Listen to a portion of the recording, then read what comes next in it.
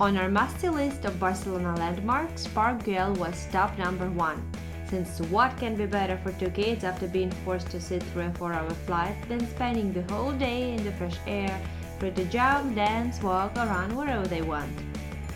We happened to visit Barcelona for the first time as a family during COVID times, which turned out pretty well for us. Though quarantine restrictions were not too severe in Catalonia, the city was not as crowded as during our pre-COVID visits, and we could really enjoy sightseeing even with two super active kids.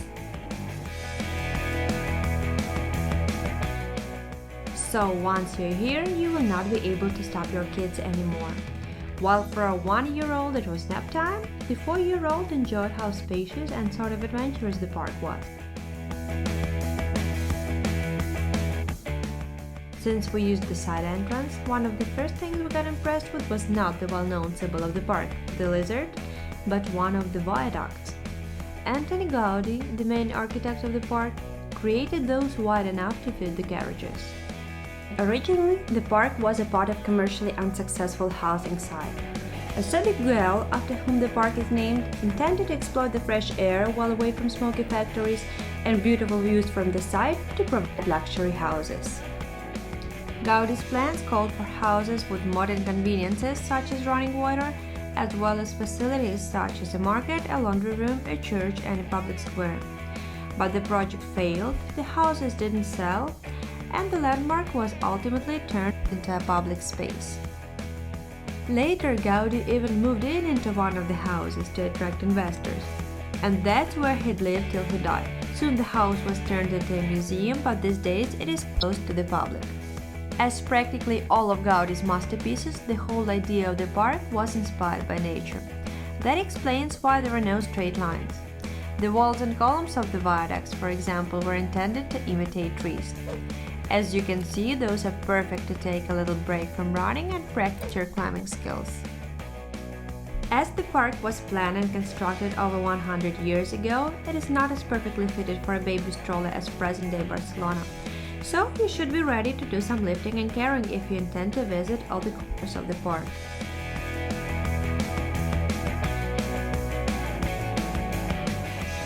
The next stop, probably one of the most Instagram-friendly spots in the park, is the Nature Square. Originally, its name was the Greek Theatre, as it was planned for staging open-air shows that could be seen from the surrounding terraces. The place is surrounded by a long bench in the form of a sea serpent. The curves of the bench form a number of enclaves, which was intended to create a more intimate atmosphere. Thus, even surrounded by crowds of tourists, you can have your own piece of space. Austrian gardens in the original plan were actually plots for the houses, but after the place was turned into a park, they became a plant nursery. The name originates from the fact that Austria donated a bunch of trees to the park in 1977. The next remarkable stop in the park is the so-called hypostyle room. This was originally the estate marketplace, and now, among other things, it's a perfect place where you can enjoy some shadow if you're visiting during summertime, or hide from rain if you come here in November like we did. As our whole walk was back to front, in the end we finally arrived at the point where normally the tour starts, the Dragon Stairway. The most photographed feature in the whole park is the colorful salamander which rests halfway up the stairs. This is where Gaudi first tested out his mosaic technique, the trencadís. In Catalan, trencadís means chopped, since the technique involved chopping up lots of ceramics into tiny pieces and cementing them back together. The best view of the staircase at the hypostyle room can be enjoyed from the main entrance of the park, which is on its south side. To both sides of the entrance there are pavilions known as the Porter's Lodge, with one originally being the Porter's Lodge with a waiting room and a telephone booth, now as a gift shop, and the other being a porter's residence, Casa del Guarda. Today it's a part of the Barcelona History Museum. Due to COVID restrictions, only first floor is open to the visitors. If you are ready to do some serious hiking, you should not miss the highest point of the park, 3 Crosses Hill. Gaudi planned to build a chapel here, but during the construction some remains of great historic value were found, which, though created some serious difficulties, inspired the architect to build a monument instead. The access to the monument itself is also restricted now, but you can still enjoy the spectacular view of Barcelona from the top. Our kids also enjoyed the local street musician, who in fact created a really pleasant atmosphere in this absolutely remote part of the city. For those traveling with children, it will be also useful to know that the park features several playgrounds. For us, this was a real lifesaver.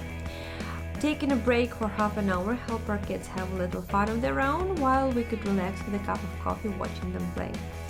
Food, by the way, was a real problem for us during the visit.